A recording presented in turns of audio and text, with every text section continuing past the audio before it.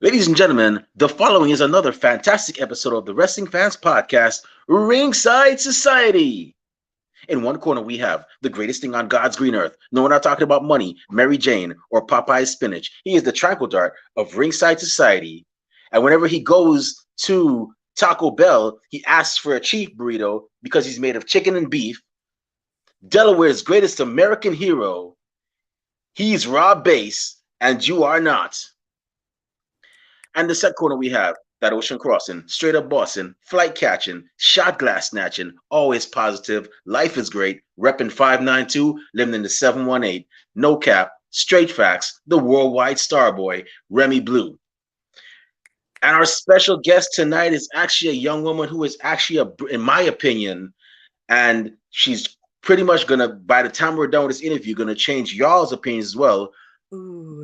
One of the most brilliant minds in professional wrestling today. She's a wrestling writer, historian, and also not only that, she's a professional wrestling commentator. She's actually done commentary for Black Label Pro, and she's the creator of one of the most informative blogs in professional wrestling, Scholar and Elbow. Everybody, welcome to the show, Tamaya, please. I don't mean to butcher your name. Greenlee.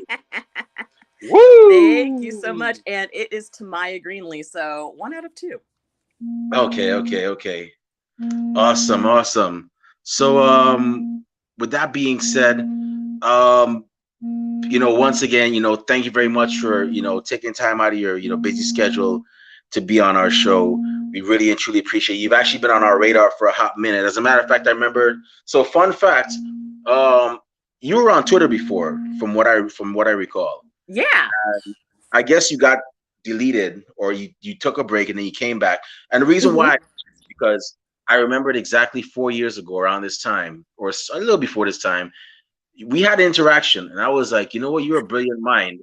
Whenever I start my podcast, I'd like to have you. Wow. I think you remember that interaction, and I'm not making that up. We actually talked about it, and I was like, yeah, I would like to have you on. You're a brilliant mind. You were talking about certain things, like in regards to the history of wrestling and so on.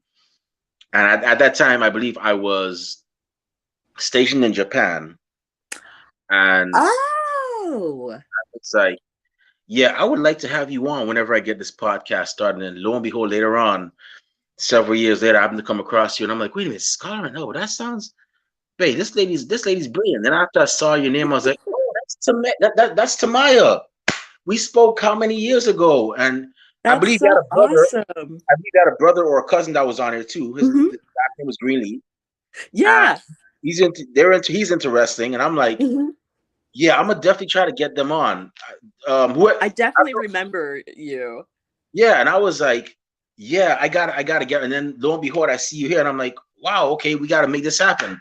And then come to find out you're a commentator. So I'm like, oh, she commentates. Okay, even better, because what we do here is we actually have people that we're not just focused on wrestlers, but we focus on like referees, managers, and of course the commentators, people that would make the pro wrestling world go around. So I figured if we would interview a Jim Ross, a Gordon Soley, well, Jesse Ventura doesn't count because he was a wrestler before. But let's say a Justin Roberts, et cetera. Why not a Tamaya Greenlee? She's doing the same thing, just that she doesn't have a big production team behind her. So here we are. So awesome. And the commentary is actually a more recent development. So that's very convenient. But no, that is so cool, because I remember you, and you were following me like way before I had followers. Like, I don't even have a lot of followers now. Before, I think I had like a couple hundred. So that's really neat. So I, like you, I don't, like I said, I don't know what happened. Twitter. I took a break. So with me, I got into an argument with somebody. I'm not going to say who it was, but it was over the bereaved. It was over the passing of somebody. Obnoxious, and I just had it one day, and I don't think I cussed them out too much, but I was like, and then next thing you know, oh yeah, we deactivated your account, and I guess and because I had it under another number that I couldn't remember, I was like, well, I guess that's that for that account. So I started up Mm. at the Remy Blue. That was my new one. At Remy Blue was my old one. So I started this new one 3 years ago, and Mhm. yeah, and a lot of people. I had a lot of fans that I used to talk to that we had good conversations about wrestling and things beyond wrestling, and um kind of lost track of them. And some of them actually I was actually able to find again. But yeah, glad to see you're back on Twitter and Yeah. whatnot. So I gotta ask you, how did you become a fan of professional wrestling? What was like the main event or match or the pay-per-view that you saw that got you hooked? Oh, wow. I've just always been a fan of pro wrestling. I'm one of those fans that, so I was born in 1990. And so I have very strong memories of my dad bringing home VHS tapes of the In Your House series, um, back in like 95, 96, and just watching from there. And I was just hooked. Um, Ever since. Like, I used to bring all of the wrestling magazines to elementary school, and I used to watch all of the shows. And so it's just something that I have grown up with and just kind of expanded over the years as I've become more of a fan, and more of a fan of different aspects of pro wrestling. That's awesome. That's really cool. 1990. So the same year you were born was the same year I started watching. I was born in 83.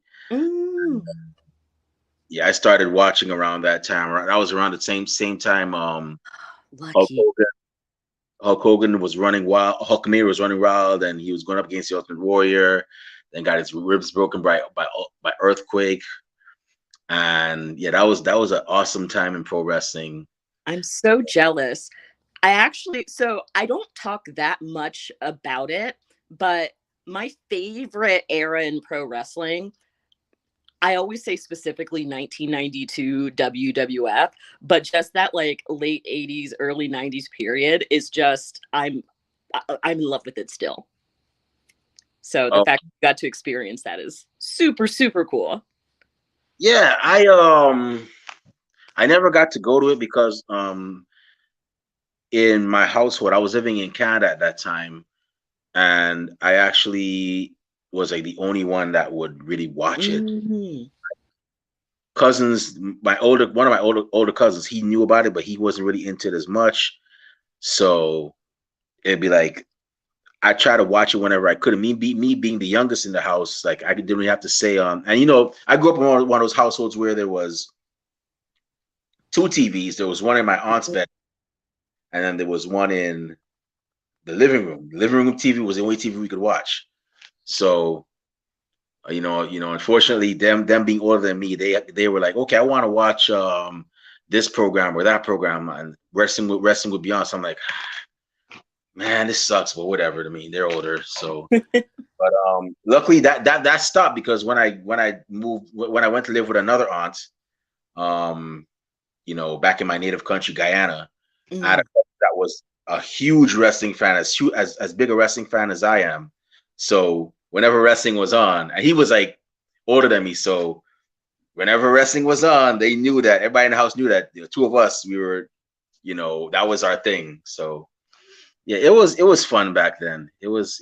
I always say wrestling fans these days don't know how Oh my what they gosh. have it compared to you know how we had. I mean, and granted, you were well. You started watching. I think it like around like soon as long as you could remember. So around the times when it was like Saturday, Sunday, and then I guess Monday Well, you had Nitro and Raw. and the time that I was at my deepest fandom in childhood was Monday Night War era. I one of my my favorite memories that my brother and I have is we went to the 1998 King of the Ring in Pittsburgh.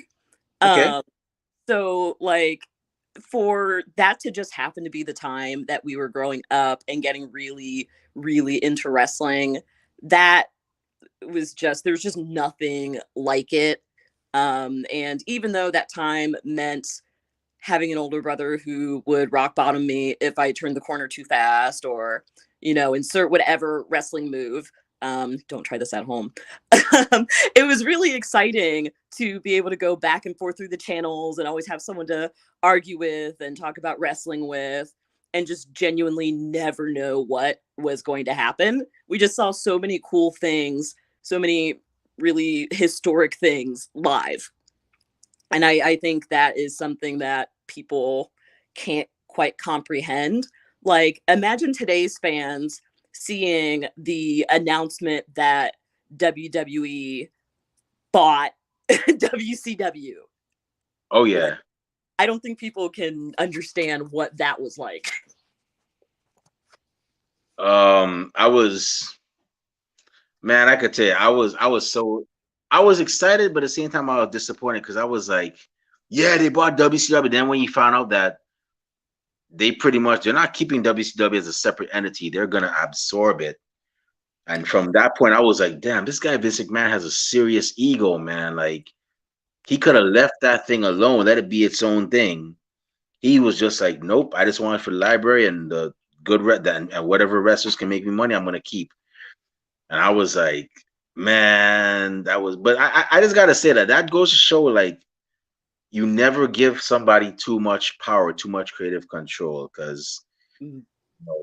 to we even touched on it. We even touched on it on that whole the rise and fall of WCW back in season 1 of our show, when we were like, yeah, they should have done this instead of doing that. They should have you looked at this person and pushed them instead of pushing this Oh, person. man. Whaley is already established, pretty much over the hill. And we touched on several things with that. Yeah, it was exciting, but at the same time, the excitement was like short lived. I was like, oh, that's what they're Yeah. gonna do. At that age, I wasn't as cynical as I am now, and I didn't understand corporate greed. So I was very foolishly excited. And then once I realized, like, oh, I don't want to see any of this stuff happen. This isn't nearly as cool as WCW. I think, then I started to become who I am today, who knows better. So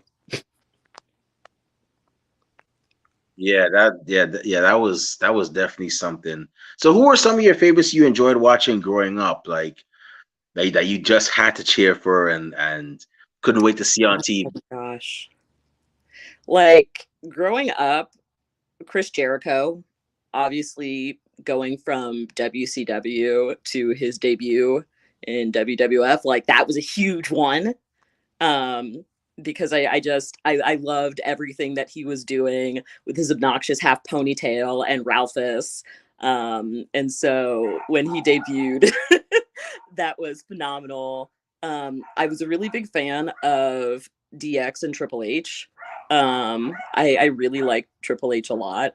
Um, it's weird because a lot of my favorite wrestlers now, um, when I was younger, I don't know, like you kind of like all of the guys who were on the big shows. You like Shawn Michaels, and I actually wasn't as huge of a Bret Hart fan, and he's one of my favorite wrestlers now.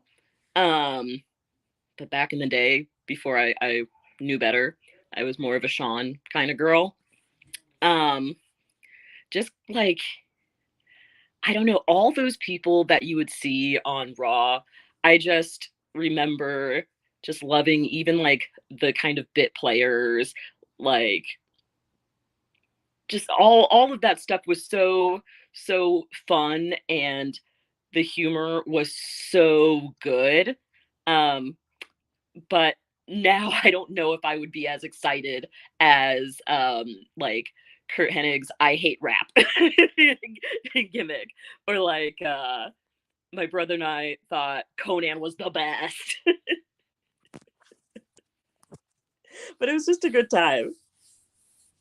Yeah, that was. It's funny how that whole "I hate rap" thing came about, and it was supposed to be for like the I hate the Kurt Hennig was supposed to be a heel, but due to the demographic that tuned into WCW, they actually enjoyed country music, so they were like, "Yeah, rap is crap. We don't like No Limit Soldiers and those guys." I was like, "Damn, that was just bad, man." I mean, it was funny, but at the same time, it was just bad. And then you had Curly Joe, aka Virgil, that joined them too, the West Texas rednecks, and I was like, man, that was something. So you mentioned DX, man. So what were you thinking? I mean, I grew up in Ghana, so I don't think it was a big thing. It was a big thing culturally where we are.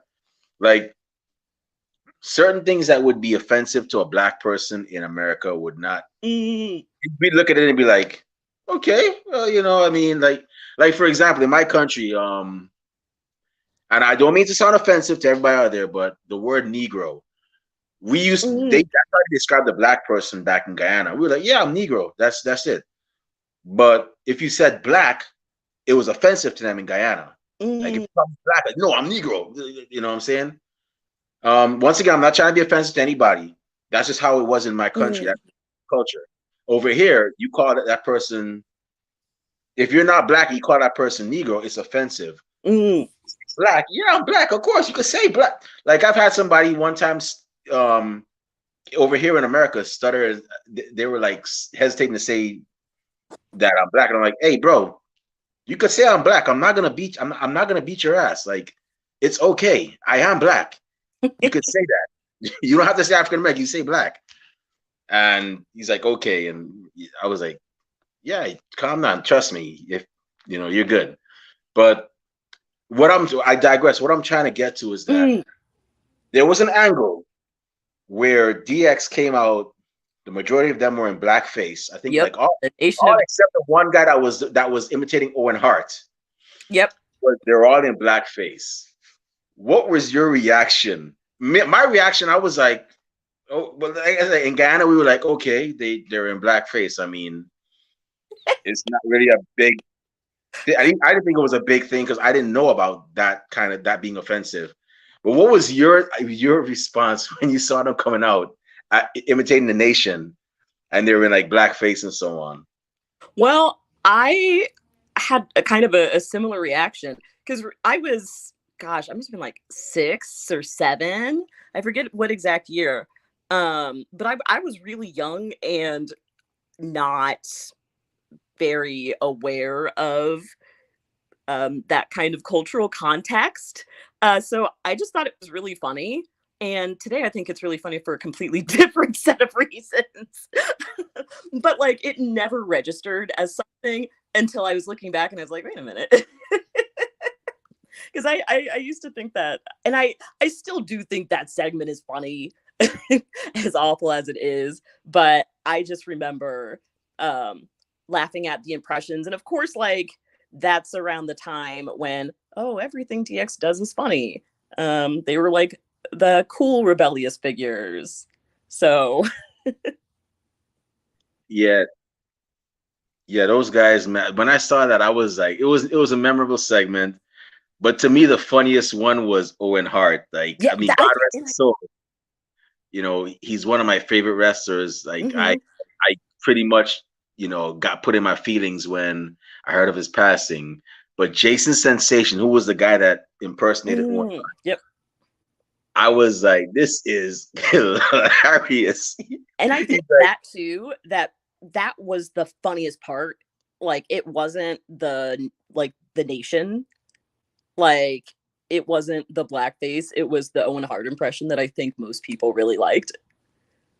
Yeah, that part got me. The part that got me was like, and if anybody smells what The Rock is cooking, it's me. Look how big my goddamn nose is. Just dumb humor.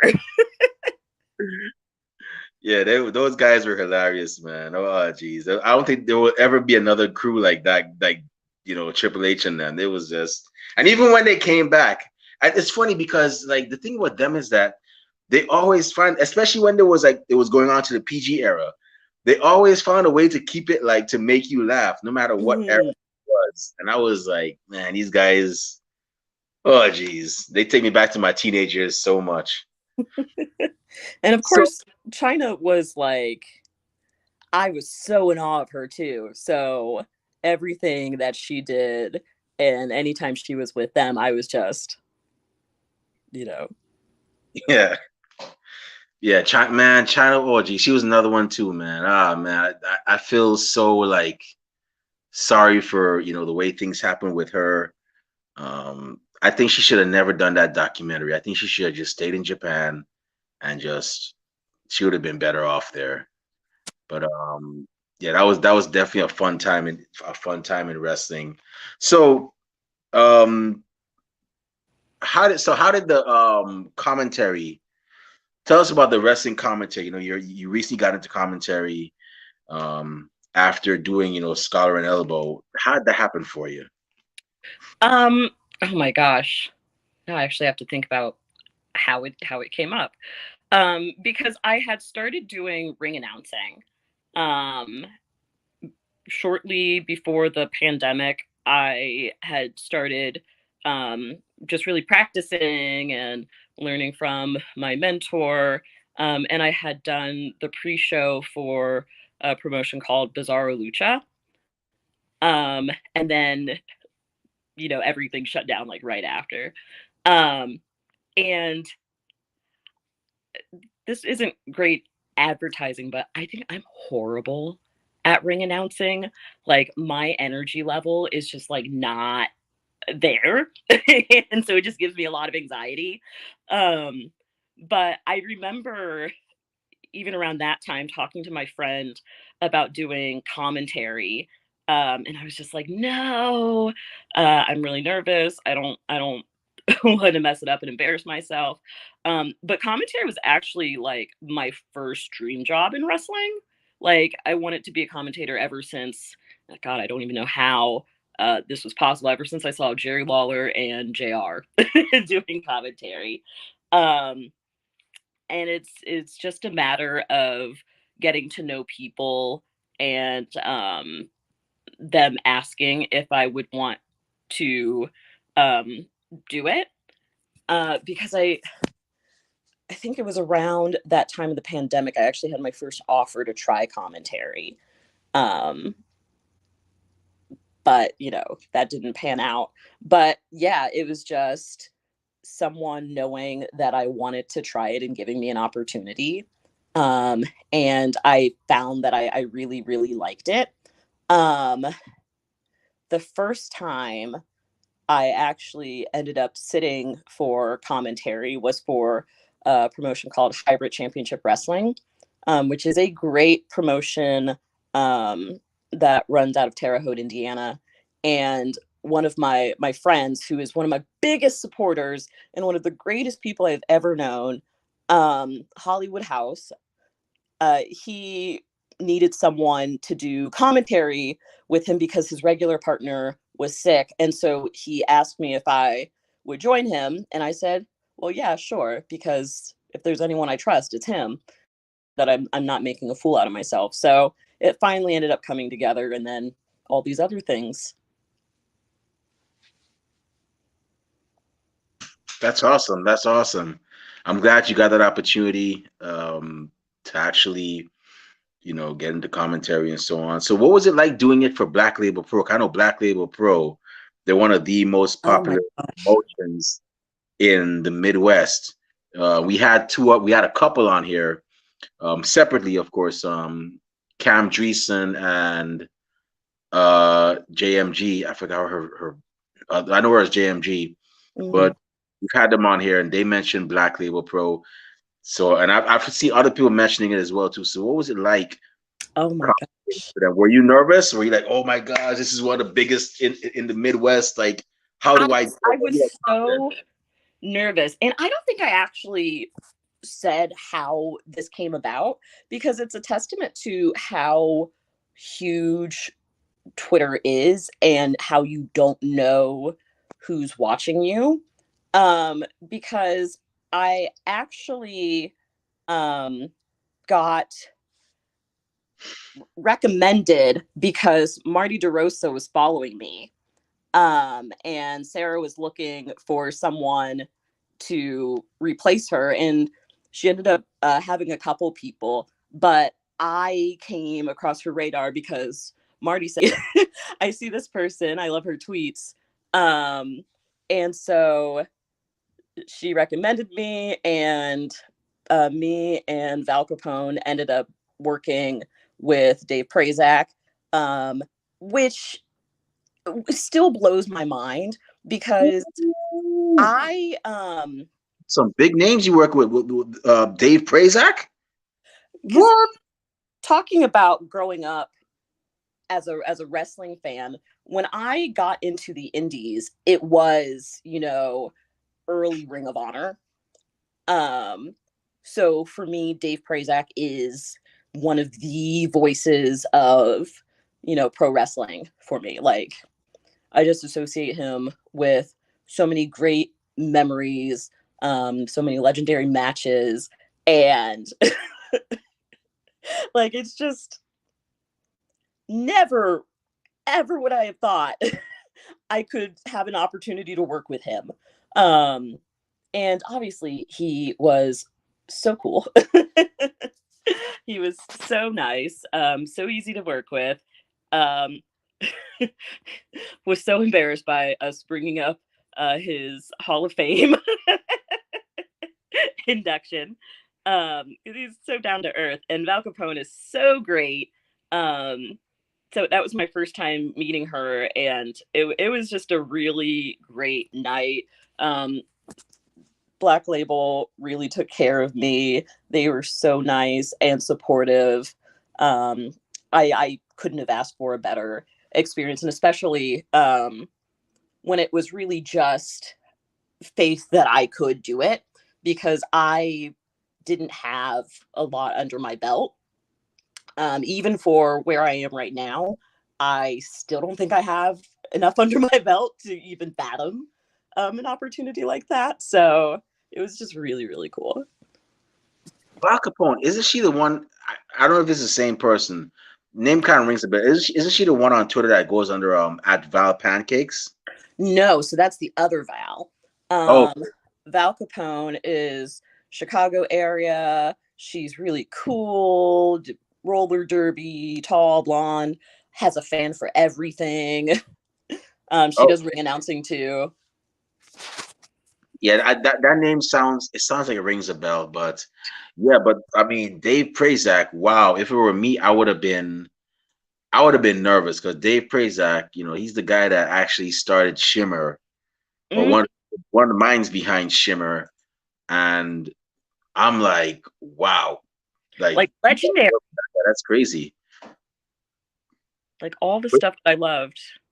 but that's why I tell people, like, you never know who's watching. You never know who might, Yep.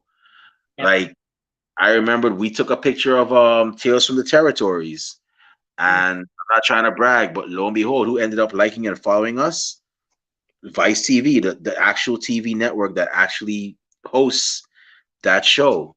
Um, we had a young lady on here that only had one match under her belt. She's like, I don't know why y'all want to interview us, but um, you know, I don't know why you want to interview me. And then I convinced her. I told her we could talk about that one match. I could find stuff to talk about for that one match. And lo and behold, who was watching? A representative from Mission Pro Wrestling, which is down in Texas. Oh wow! Another young lady that was on here that didn't even debut yet, didn't even have a match. She was just managing. And right after the show, I had a promoter that actually contacted me asking me who was that girl that we had on the show. He was interested. I told her who she was, but I was on. She did not have her in ring debut yet. So you never know who's watching. And I mean, you may say you don't have enough under your belt, but you could always get more under your belt. Now I know you're going to get more under your belt because I've seen some of the stuff you posted. I'm like, you're gonna go far. You're definitely gonna be one of the people that goes far if you just keep at it. And I mean, this is my personal thing. I'm not saying this on behalf of Ringside Society. I'm not saying this because you're in front of me at live or to have it or to portray myself as a good. This is genuine when I say that. You're a very smart mind, and I can definitely see you going far as you want with commentating. ring announcing, etc. I know ring announcing is tough because trust me, I mean, I get nervous speaking in front of a bunch of people too. Like, I'm surprised I'm able to do this good in podcasting. I mean, if it wasn't for Rob, I'd probably be, and our other host Kathy, I'd probably be a mess. But yeah, I always say I'm like we're like the Fugees. I'm like Pras Michelle from the Fugees. I'm more of a behind the scenes kind of guy. You know, Rob here's Wyclef, Kathy's Lauren Hill. I'm more of the behind the scenes kind of guy. I'm better at that. But yeah, but so I just got one more question. Scholar and Elbow, wrestling blog, and just tell us about it. Like, what is it about? How they got started? What can we, the fans, expect to see once you read your blogs, and so on. Yes. So I feel like I started thinking about Scholar and Elbow as more of the brand itself for my commentary on wrestling, things around it. So the idea started off very simply. My background is in literature, and so that's what I did my bachelor's and master's in. And when I started doing my master's, I decided I'm going to write about wrestling for as much as I can. Um, so writing about it historically in the 19th century, and writing about it contemporary. Um, and when I was in Japan, um, I spent a lot of time at my desk. I was an assistant language teacher in a middle school, and we had a lot of time while the students were doing testing and all this stuff. And so that's how I started thinking more about academia and wanting to go back for my PhD. And so as I was thinking about that and thinking about all the things that I wanted to write and just kind of being not even homesick, but just like writing sick, learning sick, um, I thought of Scholar and Elbow as an opportunity to actually pursue writing about pro wrestling, um, because I knew I wanted to do more of that. My entire life literally has been writing about pro wrestling and learning how to write about that and what that looked like for me. And so that was birthed at my desk. And of course, I did go on to start my PhD program where I put even more effort into writing about wrestling. Um, but one of those things dropped off, and one of those things stayed, and the thing that stayed was writing. So the blog has been around for way too long for it to be um, as much of a hot mess as it is. That's why I say I think the brand itself is Scholar and Elbow, not necessarily just the blog itself. Because I've just been able to develop so many of my ideas on Twitter, for instance, being able to engage in conversations about real world topics, and seeing where pro wrestling relates there, being able to talk more in depth about these issues that wrestling fans are talking about or things that I think they should be talking about. And so I think I've actually been able to do a lot of really good work there. Um, so the blog is one small aspect of that. I've started doing interviews more, or planning on doing that and seeing it take life in other areas. So whether it's writing for the blog, writing for eventual publishing on the blog, um, or writing for magazines. It's just kind of developed, and I just don't reel it in. I say I'm just going to follow every direction Scholar and Elbow goes, and just enjoy it. So Wow, that's awesome. And the fact you got to go to Japan too. That's awesome, man. I mean, you know, I don't know about you, but I enjoyed my 3 years I was there. I Um, loved it. I saw I some think of the best pro wrestling there. I think you were in Tokyo. I was in Ishikawa Prefecture, which is, I always say, if you find Tokyo, go the exact opposite coast, and that's where Ishikawa is. But when I was there, it was just, I think one of the most exciting recent times for New Japan. Noah was doing great stuff too, but with New Japan especially, being there for, I saw 2 out of 3 of the Okada Kenny Omega matches live. I went to Wrestle Kingdom that year. I saw when Rey Mysterio was there. I went to a lot of those shows. Went to Noah shows. I went to Ice Ribbon and Tokyo Joshi and Diana and Noah, Dragon Gate, like just everything that I could.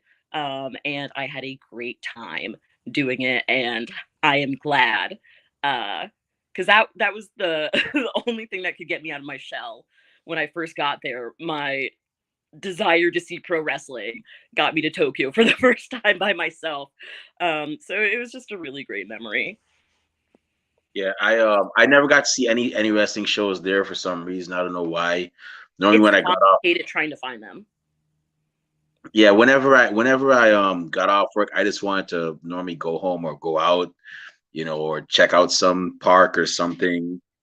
I was in Nagasaki Prefecture. I was in Sasebo, to be exact, where I was in Fukuoka a lot, and I did go to Mm. Tokyo. Tokyo was fun, but expensive. But I had more fun in Osaka. That was like that Osaka's was the that was best. my that was one of my favorite places. Dotonbori. Always had to hang out there. I had my own little chocolate shop I used to go to. Everyone Oh thinks they want to go to Tokyo, but it's Osaka they want to go to. Osaka is the best city in Japan. yeah, when I went to Osaka, I left there with a smile on my face. I was like, man, the food, the partying. I came back to my duty station in Sasebo, and I was like, man, I don't want to go nowhere in Sasebo, man. Osaka's more fun, man. I mean, this thing, Sasabo's okay, but I mean, Osaka's where it's at, man. And Osaka is surprisingly diverse. Like, which you can't Yeah, say that about Japan, but like I remember visiting with my friend for the first time, and you would have thought that we were in like any like Chicago or something. Just like the diversity of people who actually like lived in Osaka that weren't just like tourists. I just thought that was so cool. Um, yeah. I met a young lady who was Latina, and mhm. she's like, she didn't even speak like, she didn't really speak English. She spoke like Yeah. Spanish. I was like, oh, okay. I knew a little bit of Spanish, so I'm like, okay. And I met people that were from Ghana. One guy that was from Ghana, Oh, he was over there. Um, yeah, man, it was fun. I met a friend over there too as well. He still lives over there in Osaka. Yeah, I enjoyed my time. I'm not done with it. I'll be back in Japan very soon. So I'm so jealous. And that's actually where I met. She's a good friend of mine now. Um, Big Bang Ronnie Nicole. She was wrestling for Diana, and we were in a Facebook group together. And she mentioned having a wrestling show, and she was like, "Oh, if anyone wants to go," and I was going for a New Japan show anyway, so I was like, "Let me go early." And so that was the first time I met her. So just really cool stuff like that, and we've kept in touch ever since. that's cool. Does she still wrestle? Hmm. She I does haven't a heard. lot. She is such a brilliant, intelligent person. Um, we actually did a little um, panel for the JET program, which is what I went through to teach for their Chicago alumni branch. And it was about pro wrestling and fan experiences with pro wrestling in Japan. And she did an awesome history of wrestling in Japan. Um, and she's just one of my favorite people. She's so smart. Um, Another great, great, great mind that I genuinely don't think has gotten all of the credit that she deserves. Yeah, I remember the first time when I actually talked to her. So I found so it was like 2016 was when I was moving over to Japan for my tour, Oh, that's and it there was too. like, yeah, I like it was she was there a couple months before I was. Mm, I was like, I think I messaged her. I this was on my old Twitter account. I was actually um tweeting her. I was like, "Hey, how is it in Japan? Is it easy to get around? I mean, I'm going over there. I'm nervous." She's like, "Yeah, just follow the directions and you'll be good." And I'm like, "Oh, I don't know." And I was worried, but eventually I got accustomed to it. So yeah, I remember when she was over there, and yeah, man, there's so many people that get looked over. I'm just hoping that soon that they get that credit, and more and more people get to see what they're capable of and so on. So I and, hope hopefully that happens for her too as well.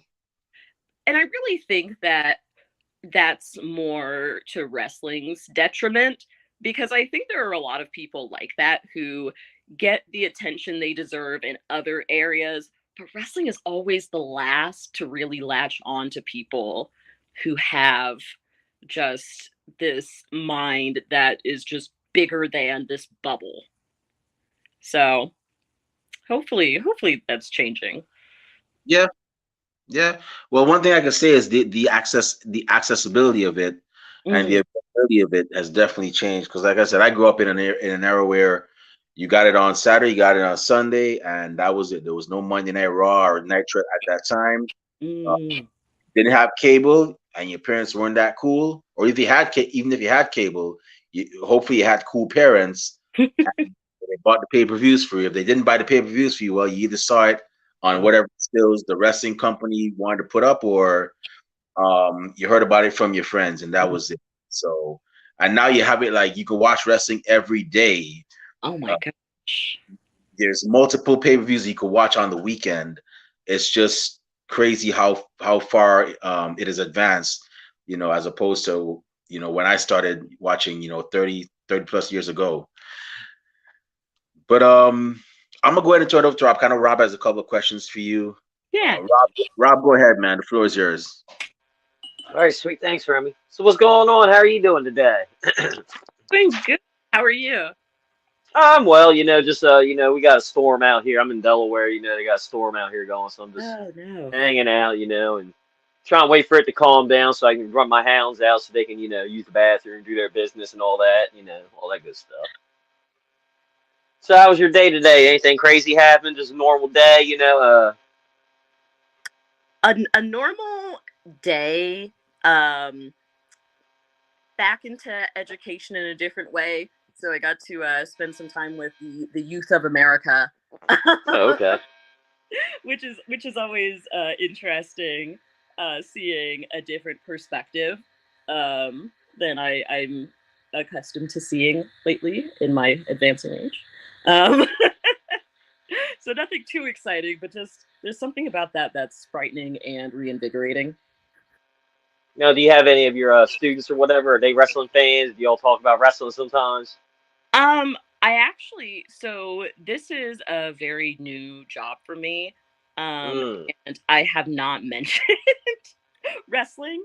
Uh, we'll see. We'll see when it comes up because if there's one thing about me, I will find a way to talk about wrestling for absolutely no reason, even when I try not to.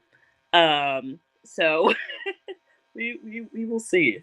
I'm actually I always look for signs of wrestling, like whether someone's wearing like a T-shirt or if someone's mentioning it. So I'll probably notice them before they think to ask me. That's pretty cool. That's cool. Now, one of my questions, I was going to ask you was, because I did some research and seen you did do ring announcing and stuff, and you were like, oh, you didn't really like the ring announcing and all the. I, I was going to ask, what was more stressful for you, announcing or commentary? But I guess I oh, kind of got my. announcing by far because people will bring that up because they're like, but how can you do commentary? And I'm like, commentary doesn't stress me out. I feel very at ease doing commentary. I don't worry about commentary. Even when I did Black Label Pro, you've got some nerves when you're, sitting by Dave Prazak. But like all in all, like I would have been a lot more mortified doing ring announcing in front of him than commentary, because I'm like, I'm good at talking with people. I think I'm good at keeping other people talking. So it's, it's fun. It's a nice little exercise for me. Now, what is it? Is it, just getting up in front of everybody, just trying to, get everybody hyped up or whatever for the announcing? That's, real stressful. It it's the hyping up, because I'm just like, I'm not a hyped up person. I'm pretty much this all the time. But I'm also very I'm a very anxiety riddled person.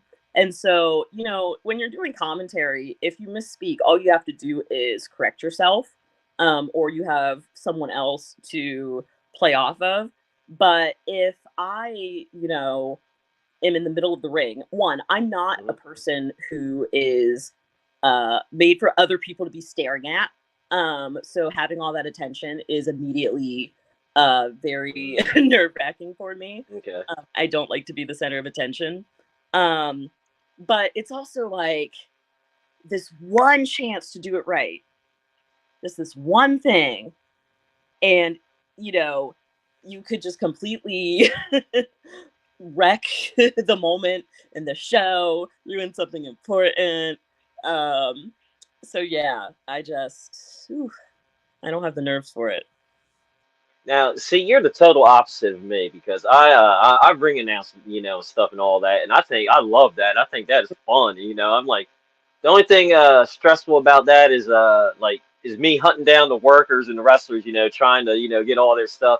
That's the most stressful thing to me because Yeah. if I've had them before, I already have their stuff saved, so I'll just be like, hey, is everything still the same? Like, yep, good to go. All right, have you seen your opponent yet? I ain't seen him all day or her all day. I'm like, oh, all right, yeah, so I gotta do that. This Big Cass one time, he was came to our show and he didn't come until like 5 minutes before his match, so I had to hurry up, run backstage, like, hey, what's going on? I'm Rob Days, And he's like, oh yeah, this one. I'm like, all right. Now commentary. Oh, I'm afraid I'd be nervous doing that because I have I like to let the four-letter words fly and stuff. You know what I mean? Ooh. Sometimes I'm good on here. Sometimes I'll talk a little slower or whatever. But yeah, I might be I've on been there like holding back. because we're on TV. I'm like, yeah. Because the first time I ring announced, it was we taped for TV, and I remember I was going out there. It was like, and the promoter he comes up. He's like, all right, man, you ready to do this? I'm like, yeah. He's like, all right, did you get a script? I'm like, script? What are you talking about script? He's like, all right, never mind. Just go out there. Da, da, da, da. And then I hear the 10, 9, 8 countdown to go out. And he's trying to tell me all this stuff, right? I'm like, oh, I started getting stressed out. He's like, all right. He's like, let's go. He set me through the curtain. I forgot everything he said. I didn't know. I just went out there like, how y'all doing? Just, hype everyone up. And, yeah. That is the indie wrestling experience. And I can say that for the very few times that I've done it, because just being behind the scenes at shows, it's exactly the same. Where I'm doing commentary right now, in Vision Wrestling, which is in Vincennes, Indiana, it's so organized.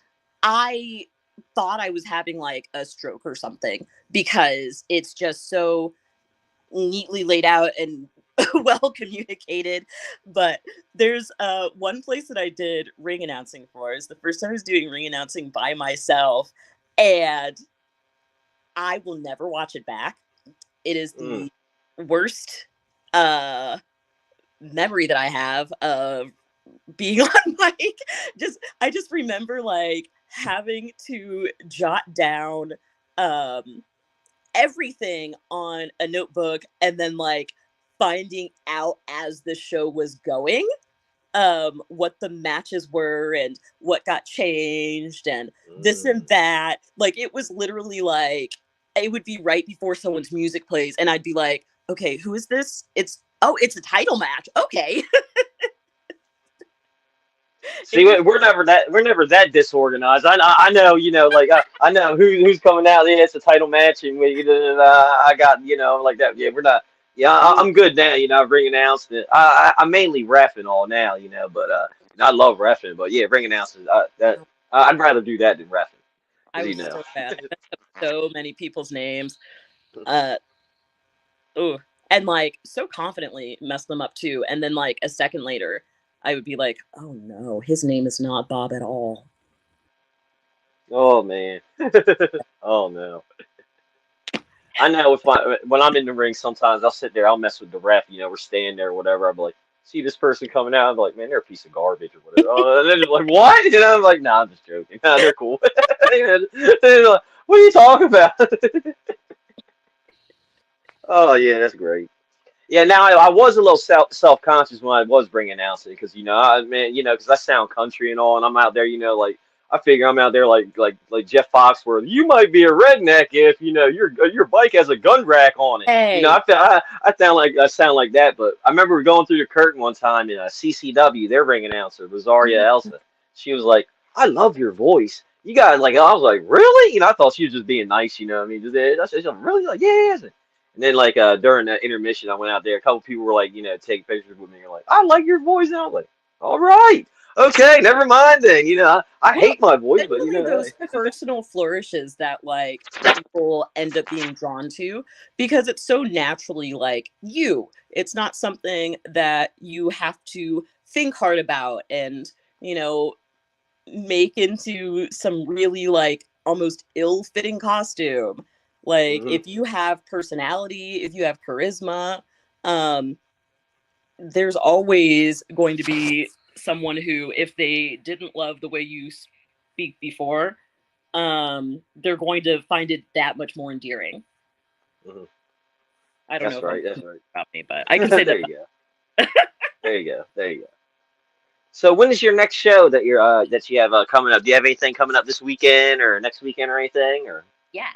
So my next show is for Envision, and it is November 26th in Vincent, Indiana, and it is for their show Golden Rules. I'm going to be back on commentary.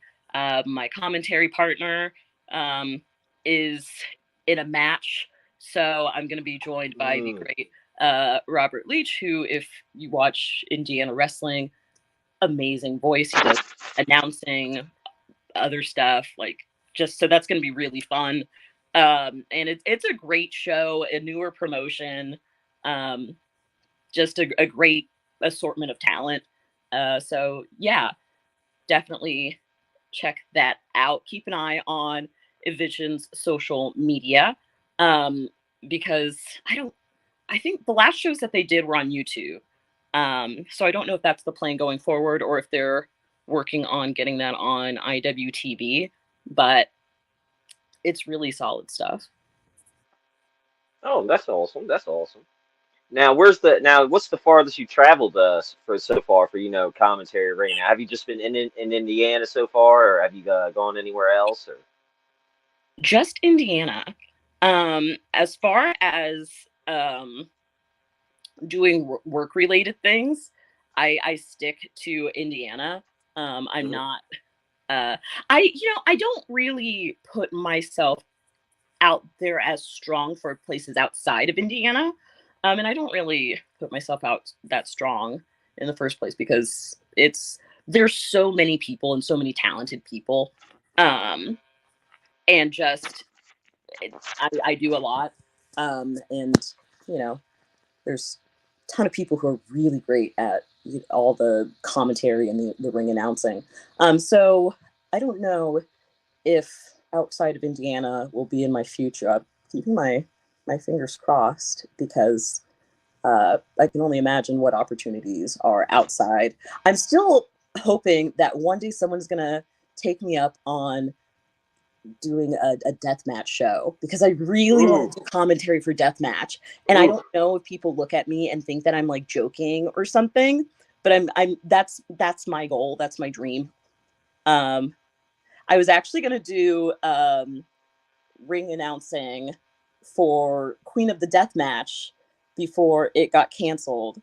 And so like that was my one opportunity to do a death match show. So I'm hoping it comes back comes back around and something works out. Because I would have Oh, gladly done ring announcing for that. yeah, I've had people ask me like, would you ref a death match and all? I'm like, nope, nope, no, I would throw up because man, somebody takes a pizza cutter out, starts going across down, just like, hold on, That's not wrestling. and then you can't have the ref doing that. Everybody's like, Some of my favorite oh, people. They are just uh, a very special, important part of deathmatch wrestling, and the reactions are so funny. So I think that's some real skill when you can keep a match going, keep everyone alive, and just make some great expressions. hmm. Yeah, the only thing, yeah, I'm with you. I would just commentary or ring announce for that, you know what I mean? So yeah, I'm not getting in that ring. I'm not trying to count threes or anything. No, I can't watch that. Like I'm already watching horror movies because I know it's makeup and it's fake and all that. You know, what I mean, no, man, I'm watching somebody put a piece of cutter to somebody's face. Mm-mm, Not a deathmatch mm-mm. guy.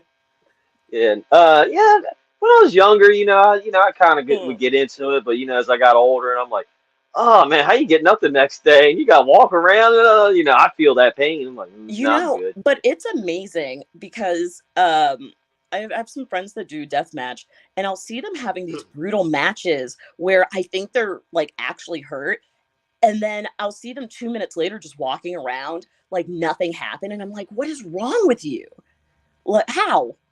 Hmm. Deathmatch wrestlers are just unlike anyone else you will ever meet. Oh yeah, I know.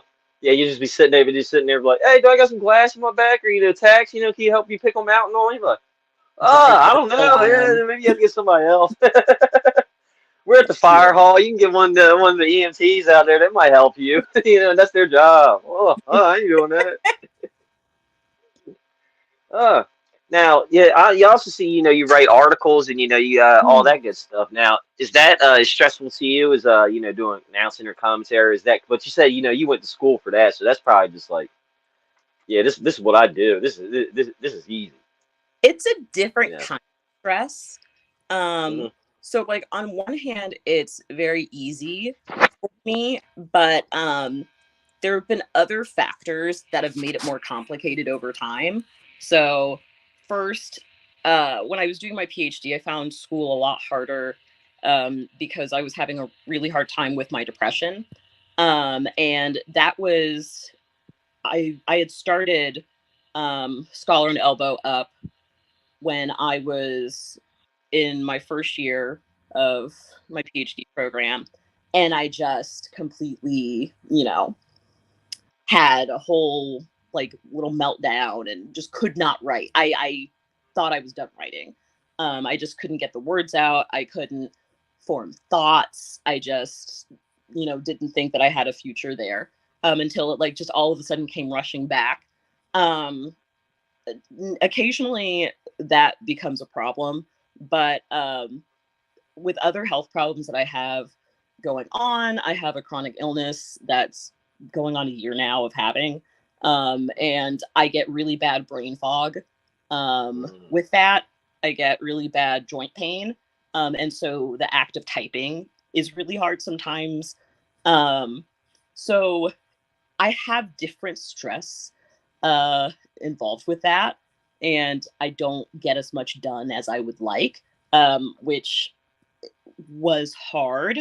I think I'm in a better place with it now. But that's why things like uh, I don't stress as much about the blog because I know that physically I cannot do work at the level I was doing. Mhm. I can't produce as much. I'm fatigued very easily. Um, I make all these plans and I just don't have it in me to do every single one. It takes me a lot longer to write an article because realistically, something that's only 1,500 words I could do in one night. Mhm. Uh, but it takes a long, long time because I have to break it up.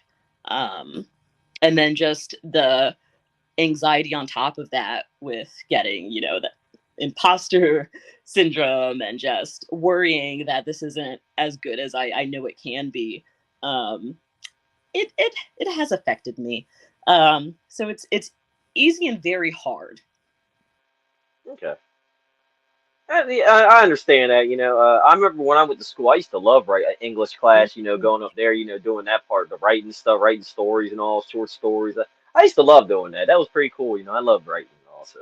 Yeah, Yeah. man. I never knew you could really, go get, literature, do stuff like that. Go to college, get, PhD, and bachelor's for that. I was like, okay. Yeah. And that is one thing that I try to tell more and more people, because on social media, I see so many intelligent people from all different walks of life, people who have academic backgrounds, people who are just great minds for wrestling, who don't know that it's a whole area of study, that there are all of these disciplines that come together and have wrestling studies, um, where you have these great writers, who are writing incredible books and articles, coming together and doing panels.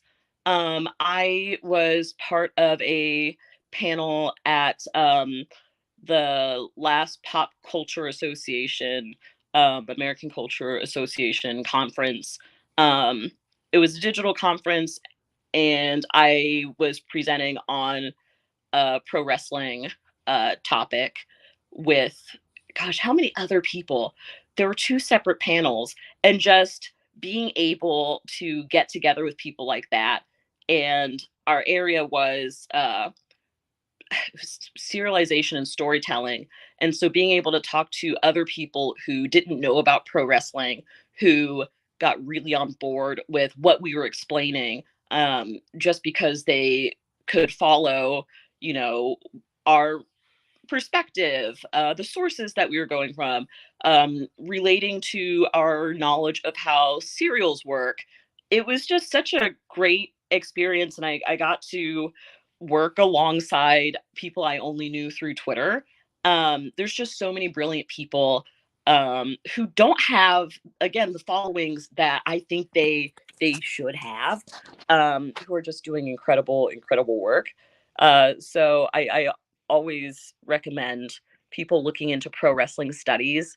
Uh, if you don't think that you are a scholar necessarily, I think it really is about showing people that we have a very narrow view of scholarship, or I think more so people outside of this area of academia, um, understand that, because we're kind of we're a niche area, a little odd in some ways, because I think people who aren't aware of wrestling or writing about pop culture, think it's kind of a novelty, um, and then people who are familiar with the wrestling part are just kind of like, wow, you must be so smart.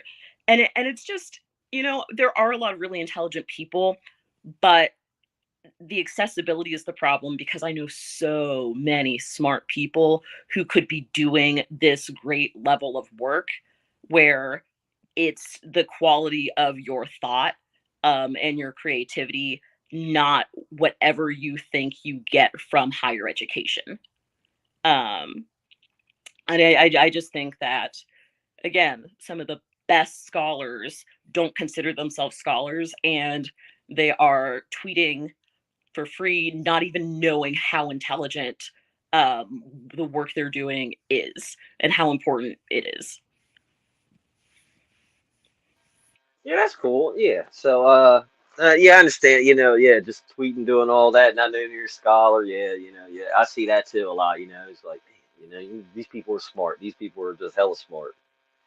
Now, I do have to ask. When you're traveling around Indiana and stuff, going to shows. Do you have any funny travel stories that have happened to you? Like maybe you've run across the Bigfoot or something, or something over there. I don't know anything. I don't think I've been to Indiana. I can't recall. If I have, I've driven through it or whatever.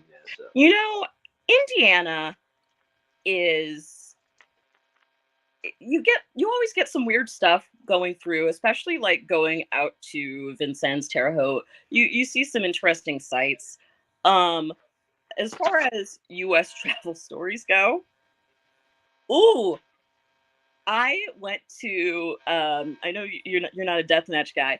I went to ICW No Holds Barred, it was their deathmatch circus.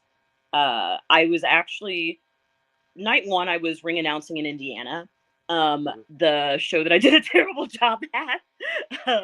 But then, because I had tickets for both nights, but I couldn't pass up that opportunity, and so night two, I decided to go.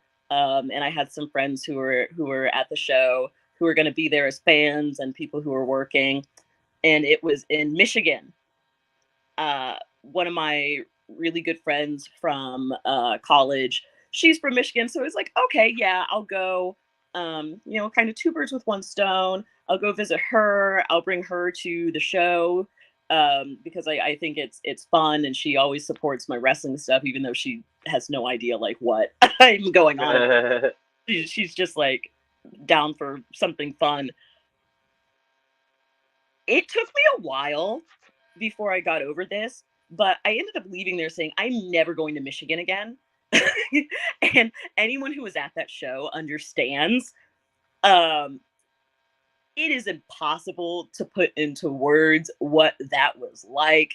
So it was like in the middle of nowhere, in Michigan, this like large field, because they did two shows in one night. So both nights had that. And so they did the regular, I think they did the chains, and then they did the pit, which absolutely awesome. It rained so hard for one. The field just ended up being mud. Um, it was pitch black. There weren't lights anywhere. We were in the weirdest place. Uh, just as far as where in Michigan company we were in, it was just a bizarre set of circumstances that just kind of felt like a horror movie. Death match just from where we were. And just like, I remember it raining before the pit show started, and they ended up putting it inside a barn. I can't remember if that was the original plan or not, but we ended up going into this barn, and everyone that I saw as they were like setting up and kind of trying to get things out of the rain, um, we were all just like, what on earth is happening here? This is the weirdest place. We feel like something's going to come out of the woods, because we were surrounded by woods in the middle of nowhere, Michigan, pitch black, can't see anything. Like, it was weird. The only couple lights were like by the porta potties, and even those went out. It was an experience. And then I got stranded for an hour at a gas station, uh, until my friend drove, because she had left during the first show. She had to drive an hour to pick me up because there weren't any Ubers running. And I had flown in. So that was an experience. That sounds like definitely an experience and a half right there. That is definitely a wild experience. But there you go. I was very wary. There you go. There you go. Now, before I pass it on back to Remy, I do want to ask, see, I'm always watching, trying to find new movies and TV shows and stuff, and I always end up, watching the same ones like comfort shows and all. So, is there anything new, you're watching any new movies, TV shows, anything, keep an eye out for? I am the worst person for a question like this. Because Okay. I watch a lot of the same things over and over again. I love documentaries, but most of all, I love Asian dramas.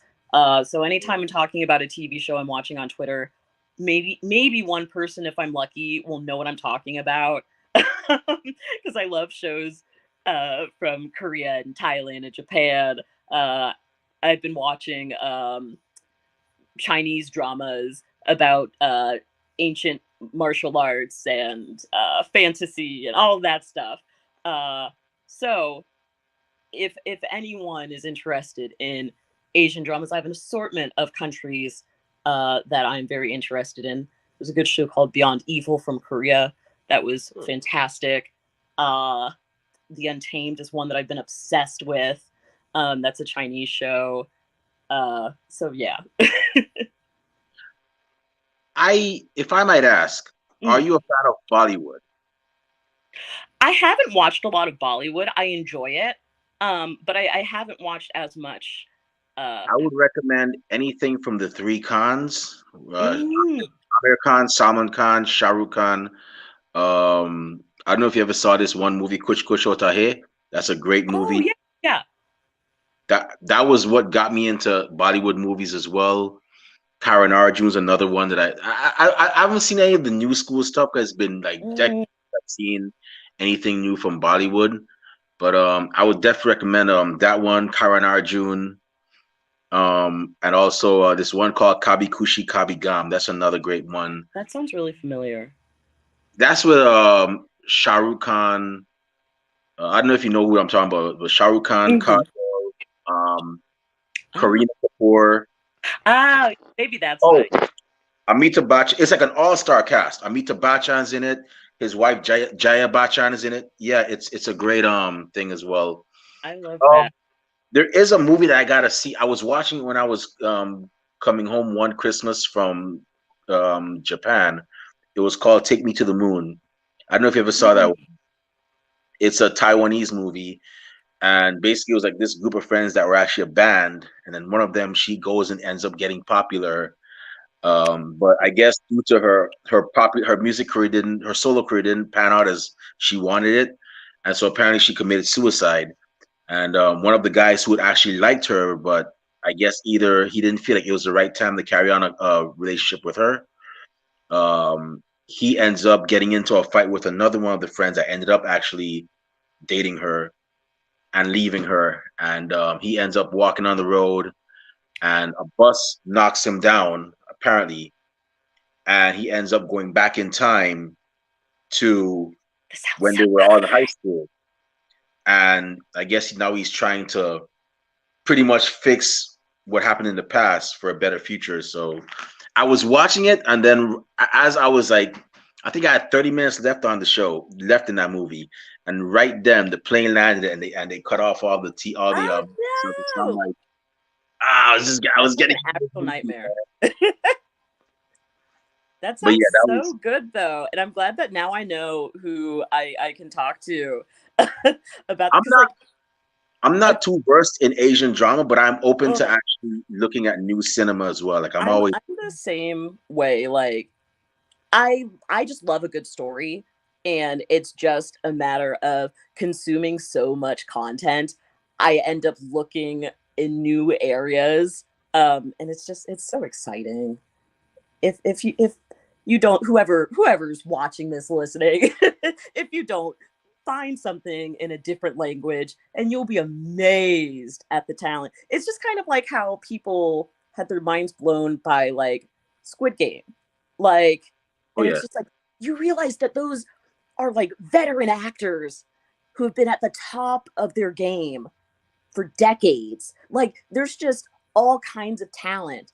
Like even like directors, writers, just so many people that are just not in your frame of reference. That just it's a very rich world out there. Yeah, that's why I always encourage people like to like branch out, see what's out there. Mm-hmm. Even with wrestling, it's like Mm-hmm. just branch out. Yeah, okay, you're on the East Coast. Okay, check out what's on the West Coast. But I don't have money to go to. I never said anything about taking a flight to go to the West Coast Mm-hmm. to watch a movie. You got Fight, you got YouTube, It's so easy now. you got Title Match. You can check out that stuff there. I mean, I was in Japan watching the West Coast Wrestling Connection, which is in Oregon. I was watching Awesome. Championship Wrestling from Hollywood in California, and Championship Wrestling from Arizona, which is in Arizona. I mean, I was watching both East Coast, West Coast, and stuff from Texas and all over Yeah. while stationed in Japan. So if I could do that from Japan, Yeah. why can't somebody do it from that's in the country itself? And social media is such a great tool as well. Um, it's interesting seeing the numbers that some of these social media accounts have for wrestlers outside of the U.S. Yeah. or even just like deathmatch wrestlers. I have no idea why they're so bad at Twitter. Because they'll have like 200 and be like a top wrestler in deathmatch.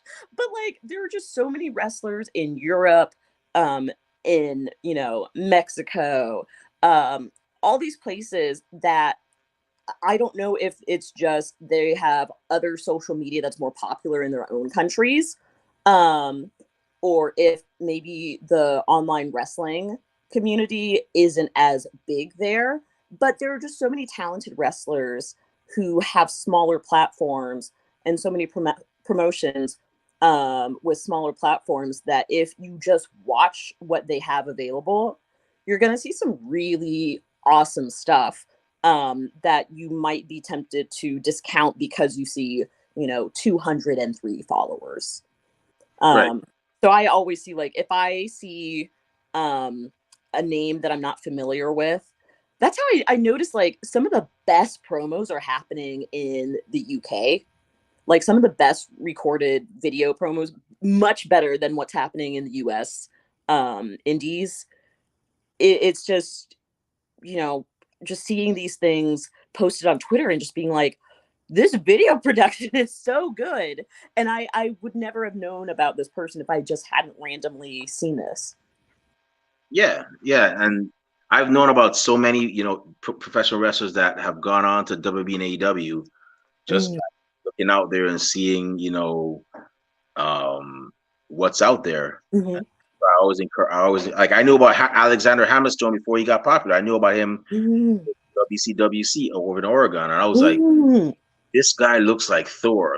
And he's another one that follows us too. I mean, I could be watching this right now. If you are Alex, hey, we're still pulling for you to be the next Thor. If you know, I forgot which Hemsworth brother's playing Thor, but whoever it is, we're still pulling for you to be Thor.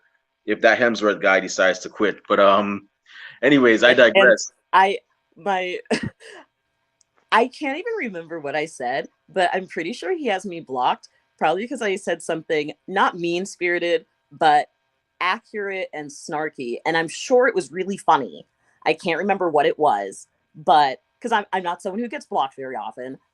So I'm assuming it was very accurate and very witty. So, Alex, I apologize, but I stand by it, whatever I said. But thank you. Okay, but wait, Hammerstone was the one that blocked you? Yes. Oh wow. I don't even say anything mean. I'm sure it was just very uh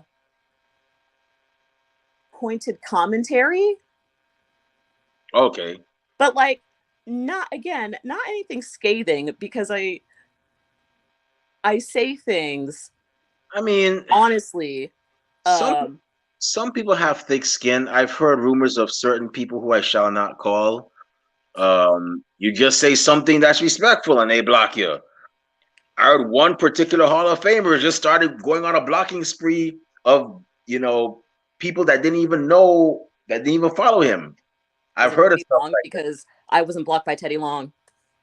I'm not gonna call names, but this person went on a blocking spree, and I was like, wow, this person's really on something. But it is what it is, man. I mean, it's just social media. But Rob, I'm sorry, man. Go ahead. I didn't mean to, butt in on your time, man. Oh no, you're good. That was my last question. I was getting ready to pass it on to you and all stuff. So, Oh, yeah, I do want to say, thank you for coming on the show, chatting with us, taking time out of your busy schedule. I definitely had a blast, and I wish you nothing but the best, in all your future endeavors. I hope you kick butt in everything you do, and wish nothing but the best for you and your family going forward, and all that good stuff. Thank you so much. It was great talking to you. Tamaya, thank you very much, for taking time out of your busy schedule to be on our show and, just shoot the breeze about wrestling and everything. We really and truly appreciate it. Hope you get to travel more, abroad, not just Japan, but hopefully, good over there in the good old UK, Australia, South America, all that good stuff. I went to Uh, all the places. yeah, and I'm glad you got that chance to go to Japan because not a lot of people can. Mm. I'm a wrestling fan. I've been to a wrestling show in Japan. I didn't get to see a wrestling show, but at least I got to take a picture next to the New Japan Pro Wrestling store. Oh, awesome. got to do that. I'm next time. Hopefully, I'll try to get Ribeiro, which You is got where to the go to Todokan. beg pardon? You have to go to Todokan, the store, Mhm. the really famous store in Tokyo that has all the wrestling memorabilia and all the magazines and all of that. It's Okay, unreal. that I'll definitely have to check out. I know there were two wrestling stores. There's New Japan, and there's the one that's just like wrestling memorabilia, merchandise, and so on. So I'll definitely try to check that one out. But I'm definitely gonna try to hit up Ribeiro as well, because they have a lot of. I always tell a lot of wrestlers, like, if you go to Japan, make sure you get your jacket from Ribeiro. You know, it's an I guess it's sort of a tradition for wrestlers to go over there and get it. People like Hulk Hogan, John Cena, William Regal, they've all gotten their jackets from there. So I would definitely. That's why I always tell people that are going over there for tours. But You got to go to TGI Friday by Karakoan. It was a whole joke in the Being the Elite early episodes, but it really is the best restaurant in Japan. wow, It's so good. I don't know why. It's so much better than in the US. what was it again? TGI Friday. TGI Friday. Like, Hey, real talk. A lot of stuff. I saw. Man, I'm probably gonna get a lot of flack for saying this, but certain things are better over there in Japan, like the McDonald's. oh yeah. What? But the thing with like TGI Friday, and I don't necessarily think it's the one by Karakoan that's like this. I know it has the restaurant that's really good and it's like right next door, so it's a good downtime place. But there are other locations in Tokyo that they have like one of the best bars just in general, that like if you just want to go out drinking, go to the TGI Friday bar and it's like a legit bartender with a full bar. It's insane. So that's my Yeah, recommendation on if you enjoy Japanese food and want to have a great dining experience, go to TGI Friday. yeah. Yeah, certain things I've enjoyed a lot over there. And I feel like the food is just healthier over there. Like even the chocolate you could taste like the I guess the lesser amount of sugar in it, but it's good. It's still good. It's still great. And yeah, the McDonald's over there was great. I had the KFC. That was also pretty good over there as well too. Yeah, I definitely got to take another trip over there. I really miss it over there. But yeah. So before we shut this show down, where can fans find you on social media when they want to talk wrestling, check out your blog? Where can bookers and promoters find you when they want to book you for the shows as well? So if you want to talk to me, the best way is Twitter, until it implodes further. And I am at Scholar and Elbow. Um, you can also find me on Facebook. I have a page that's also called Scholar and Elbow. I'm starting to use Instagram more, and www.scholarandelbow.com for my writing. You can find some of my articles in Fightful magazine, and I have a very, very, very cool piece coming out in December that I am working very hard to not spoil, but it is the coolest thing in my career so far. So I will, when I can in early December, I will say all about that. But it's something I'm very, very, very proud of. Um, so yeah, Awesome. Well, Twitter. honestly, I hope you have a lot more cooler moments and whatnot. And please, please, please just keep on doing that, awesome writing that you're doing. Congratulations on actually getting featured in PWI as well. I saw that too as well. And I'm glad that, all these years they're actually paying off for you and so on. So we definitely wish you um the best in, whatever you do in pro wrestling as well. Hopefully you get a couple of bookings outside of the Midwest, Yeah, and Death by that Motors. that'll definitely be a great thing for you as well. But yeah, for those of y'all listening, make sure you follow this, incredible young woman. She's doing a lot of great things, pro wrestling wise. And man, Scholar and Elbow, man, you got to make some merch, man. Like real talk. I like the name of That that. is actually next up on my list, I'm actually having my site redesigned, um, and along with that, uh, working on my branding. So, uh, stay tuned. Might end up being, hopefully, it'll end up being in December, but it might not be until the new year comes in. But yeah, I'm glad you said that. So, Hey, let us know, man. Let us know. I'll definitely purchase a shirt and I'll model it on Instagram and be like, yeah. My little Tyson Beckford pose, and whatnot. Rob's gonna be probably over there, like, he gonna model it too. So Thank yeah, you. My influencer connection. yeah. Just let us just let me know, because I like purchasing, like, from, I like doing stuff like that, like, finding stuff that nobody else wears before, and you're like, yo, Remy, where'd you get that shirt? I got it from Scholar and Elbow. Hey. So I'm looking good right now. You know what I'm saying? So yeah. uh, Y'all make sure you follow her whenever her merch releases. Y'all make sure y'all grab some Scholar and Elbow merch. Um, and that's how you support indie wrestling, man. It's stuff like that. So definitely make sure you check out our merch and whatnot. And with that being said, it's about time for us to shut this show down. My eyelids are getting heavy. My stomach is rumbling. And that means it's time for dinner and a nap. Maybe not in that order, but before I indulge in activities, Rob Bass, the Mel Gibson to my Danny Glover, the Sean Spencer to my Burton Guster, and the Charlie Haas to my Shelton Benjamin. Where can fans find you on social media when they want to talk wrestling, find out where your next appearances, purchase Rob Bass merchandise, and where can bookers and promoters find you when they want to book you for their shows?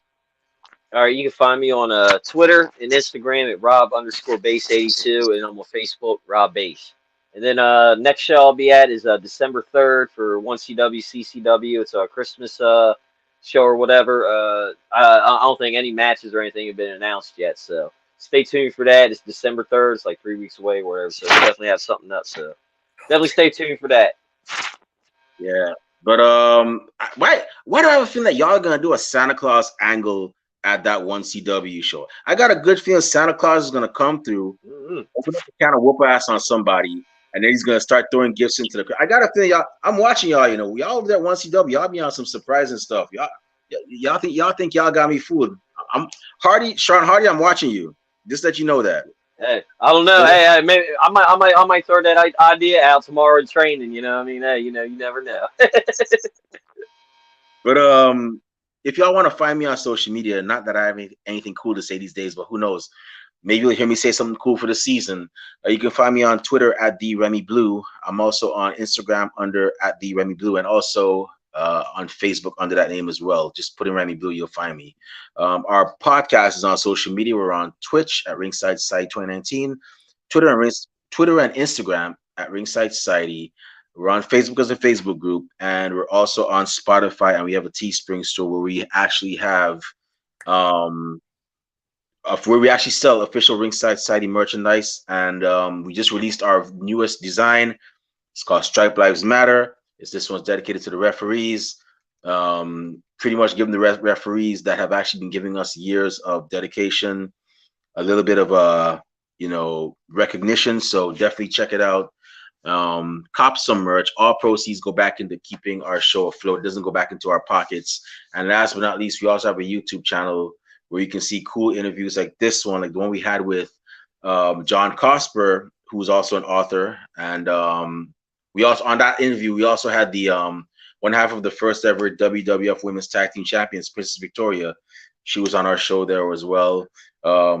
We've had many other great interviews, like Paige's mom, Soraya, Red Dog, who was over there in Delaware, Michael Martinez, who's the brother of Damian Priest, and so many other impressive guests.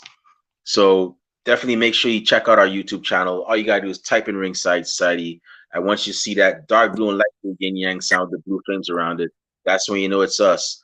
So make sure you subscribe to all our videos, because we have a lot of cool stuff coming up. You don't want to miss a thing, like Aerosmith in 1998. But with that being said, we just want to thank everybody tuning in tonight live. We really and truly appreciate it. We're very grateful, and we will keep on striving to be one of the best wrestling podcasts a wrestling fan should listen to.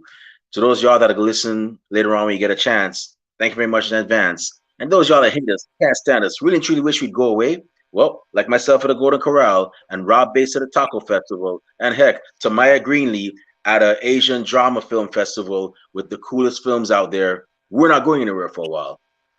They hate us because they ain't us. And we ain't stopping. With that being said, we just want to let everybody know that we here are very well and aware that everybody and their grandparents and their parents have a podcast. It's no secret. But we're not your grandparents' podcast. We're not your parents' podcast. As a matter of fact, we're not just any podcast. Hashtag we are not the same.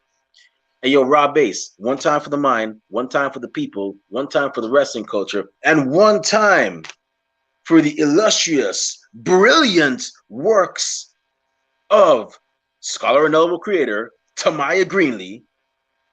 Woo! What type of podcast are we? We're the Wrestling Fans Podcast. We're the Wrestling Fans Podcast, Ringside Society. We will be back next week. As a matter of fact, we'll be back this Friday with our AEW Full Gear Predictions show. So make sure you check us out there as well. Tamaya, tell your brother or cousin, I don't know which one he is. My brother. Hit us up. We'd like to have him on the show. But we'll be back with our Full Gear predictions, and we'll be back with another impressive episode with another impressive guest next week as well. But until then, we just want y'all to do 4 favors for us. Stay safe, stay healthy, be excellent to each other, and party on, dudes. We out. Peace. See y'all. Good night. Stay classy, Delaware. Bye.